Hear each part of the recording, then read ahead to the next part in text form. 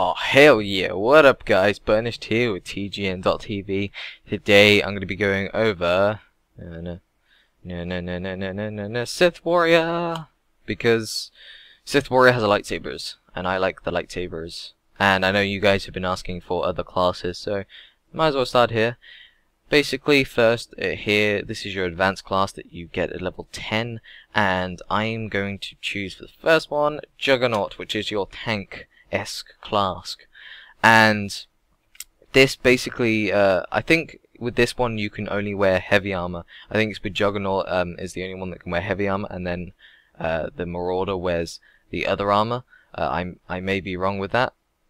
Okay, first we go into Vengeance, and this is a bit weird because you chose Juggernaut, which is a tanking spec primarily, or a tanking advanced class, but then you can also go into damage. So I don't know if it'd be a bit like prop PvP maybe, or I think what's going to happen here is they're going to have skill resets in the actual game, as in talent respec.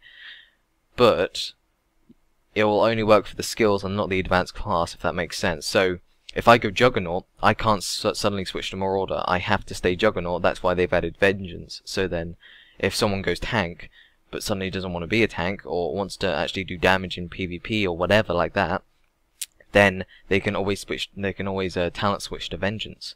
So that's a pretty cool move, I suppose.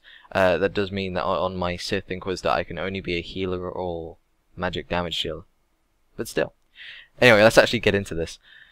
Okay, so we start off on Vengeance, which is the damage one, and you get an instant thing with a 9-second cooldown, which channels the force in your lightsaber and crushes your target underneath its weight, dealing 569 internal damage to the target immediately, afflicted by Sundering Assault, with a further 1,476 internal damage over 12 seconds. So it's a good instacast, you know, straight away damage, and then adds a very nice dot onto the end of that.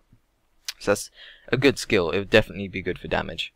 Then you get Unstoppable, where your force charge has a 100% good chance to grant Unstoppable, which reduces all damage taken by 20% and grants immunity to physical and movement impairing effects for 4 seconds. There we go. I got that. And then, so that's the DPS one basically. And you get to Immortal, which is the tanking. And you get an instacast spell that has 3-minute cooldown. It's called Invincible and reduces all damage that the warrior takes by 60% for 9 seconds. So it's sort of like a shield wall, I guess. And you get Revenge, which is passive. It says, while in Soresu form, which I suppose is like a stance, parrying, deflecting, shielding, or resisting an attack has a 50% chance to grant Revenge, reducing the rage cost of your next force scream or smash by 1, lasts 10 seconds, and can stack up to 3 times, which I guess saves rage for taunts, I guess. Don't know for sure. Then you get Rage, which is shared between the two, and yeah, let's look at this. You get Obliterate, which is instacast, and 15-second cooldown. You jump to the target, impaling it for 307 to 363 weapon damage. Strikes with both weapons if you're dual wielding, so that would be for Marauder. And so it's sort of like another force charge, I guess. Not so sure. I suppose you would force charge, and then if the person's running away, you'd use Obliterate, I guess. Then you get Shockwave. Each tick of your Force Choke and Force Crush grants you Shockwave, increasing the damage your next smash deals by 25%, stacking up to 4 times. I'm guessing that would be pretty good. Be like a good stackable thing to use. It's sort of like how rogues stack up combo points to get higher hits or something like that. Okay, so we've gone through that. Now let's go to Marauder and Annihilation. Doesn't that sound friendly? Master the aggressive Juyo form. The Annihilation Marauder destroys enemies from within. Pleasant. And they get Annihilate.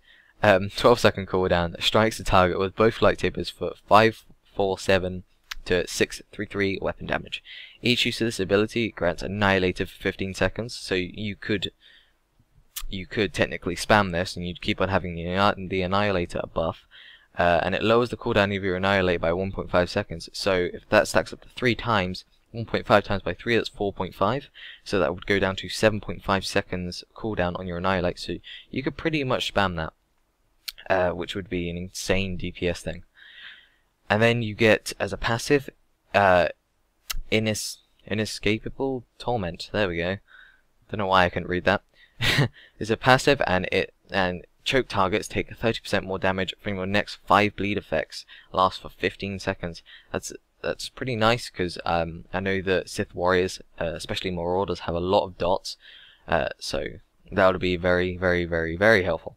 And Carnage. This is quite interesting actually, because it focuses more on the acrobatic lightsaber techniques. So sort of jumping around and really quickly attacking, and you know, stuff like that. So I think that's pretty cool. You get Ataru form, which you enter an aerobic lightsaber form, increasing your accuracy by 3%. In addition, your successful melee attacks have a 20% chance to trigger a second force strike that deal 148 energy. This effect cannot occur once more than once every 1.5 seconds. So I guess it's sort of like a seal. If any of you play Paladins, and there's Seal of Righteousness, which or Seal of Truth, which do an additional attack occasionally. I guess that's sort of comparable to that, I suppose. I'll let you decide. And then you get Gore, which Impale now attacks with both lightsabers when dual wielding. So I'm guessing Impale is a strong attack, and now you use it with both lightsabers. Hopefully, I'm hoping that has a different animation as well. So, as in, Impale will have like a one lightsaber animation, but then now you have that has a double lightsaber animation. I suppose that kind of should happen. And then you obviously have Rage, which we've already gone over. Now we're going to go over the spells. Alright, so here we are in the Sith Warrior spells. Well, skills. I prefer not to call them spells, because they're not really spells, they're more like skills. Anywho, as you can see, there's no starter spells, so I'm guessing for the first 4 levels you're just hitting shit. Yeah. Then you get rank 1 at level 4, and impales the target with the main hand lightsaber with very high damage and knocks them back to the ground briefly, which sounds like an amazing skill. And plus, after reading the passive ability where you can use it with 2 lightsabers, that is going to be very, very deadly. Then next, at level 6, you gain Smash, where you leap into the air and smash into the ground, immobilizing nearby enemies for 8 seconds and dealing moderate damage to them. This ability also stuns weak and standard enemies for 4 seconds. I'm guessing that's like trash mobs, I guess. And that's pretty cool, actually. It definitely have its uses in PvP with immobilizing, and it's definitely a very good AoE damage skill. Next, you get Force Choke, which I'll cool down to 30 seconds. You probably have seen this if you're really into Star Wars like I am. You would have seen this, well, one in the films, but also in a lot of the trailers. You see, and the playthroughs that the directors do, the developers go through, they use Force Choke in that. And so you can already see the animation there, and it chokes a target, leaving them suspended in the air while the warrior channels this ability. The target takes very high damage spread over 6 seconds, and the caster generates 1 rage per second. This is that's pretty insane, to be honest. Although I want to see if it breaks on damage, because wouldn't that mean if I, as the Sith Inquisitor, let's say I was teamed up with the warrior force chokes someone, and then I do insane amounts of damage to that person. Does that mean would Force Choke break, or would, because I could see that as being pretty overpowered, at least from a PvP point of view. Then we get Force Charge, which is rank 2. So if it's rank 2, there must be rank 1. So I'm guessing there are some starter skills, but we just haven't gained that information yet.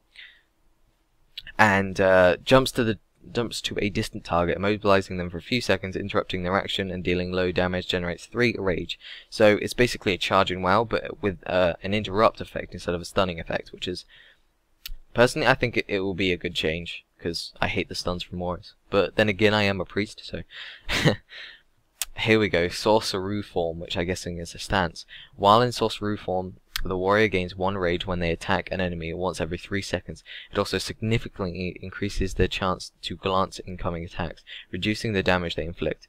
It also reduces the rage granted to all of his assaults abilities by 1, which is Pretty cool. So I'm guessing that's to decrease the amount of rage that you take up, and also to decrease a bit of damage. You also get Whirling Assault, which is cooldown at 1.5 seconds, and as you can tell from the title, hits up to 3 enemies within a melee range of 4 meters, inflicting 50% of damage to each. Grants 1 rage plus 1 additional rage for each target it hits. So it's a good rage builder. Plus, it's also sort of like Cleave, I guess, in WoW. Then you get Unleash, which has a cooldown of 2 minutes, breaks all movement impairing effects, and grants immunity to those effects for 5 seconds, so it's sort of like the Sith Inquisitor one. Very useful for PvP. I see that pretty much all classes have this, so I'm guessing it's like a trinket, so I suppose they won't be adding trinkets in this game. You know, the ones on WoW where it gets rid of stuns and whatnot. Then you have Berserk, which reduces the warrior's health by 10%, but grants 3 action points immediately, and an additional 4 action points over next 8 seconds. Action points, I'm guessing, is sort of like a combo system. I'm not entirely sure on that. So, it could be, I'm going to have to check out Warriors in the beta when it comes out. But I'm guessing it'd be definitely for the Marauders out there to do more damage, because if tanks obviously can't really reduce their health by 10%, it wouldn't be that effective in raids, I suppose. Next you get Saber Throw, which we've all seen again, and it has 30-second cooldown, and you throw your lightsaber at a distant target, striking for moderate damage and generating 3 rage. So it's pretty nice against long range people like Sith Inquisitors and Consulars and people like that. Next you get Surge, which is a cooldown of 12 seconds, and it requires 3 rage. And you strike your enemy for moderate damage with your lightsaber, and knocks up to 8 targets within 8 meters of the targeted enemy away from the warrior. Does slight damage to all affected enemies. This will be quite good to get people off of you, I guess. We'll have to see, I suppose. It's very hard to say. For PvE wise, I would have no idea. For PvP wise, I'd still have no idea. We'll have to see what warriors can do with this talent. Next you get Invincible, which increases the warrior's resistance to all damage by 80% for 6 seconds. This is a tank spell, but also I suppose could be used for Marauders, and that's pretty insane. Resistance to all damage by 80% for 6 seconds. That's going to be amazing in PvP, that's all I'm going to tell you. Then you get Force Crush, which has a 1-minute cooldown. Suspends the target in the air while the warrior channels his ability. If the channeling completes successfully, the target is crushed and takes massive amounts of damage. This would be insane in PvP especially, but I suppose easily counterable, because if the other team can stop the warrior, then it would be kind of a waste. So that's all the spells that we have so far. Granted, this is from the PAX, PAX, whatever you want to call it. So there could be some updates. I'm going to try and keep you guys updated. If I do another video and I see Sith Warrior changes, I might include it at the end, you know. Thanks guys, this has been Burnished with TGN.TV. See you all next time.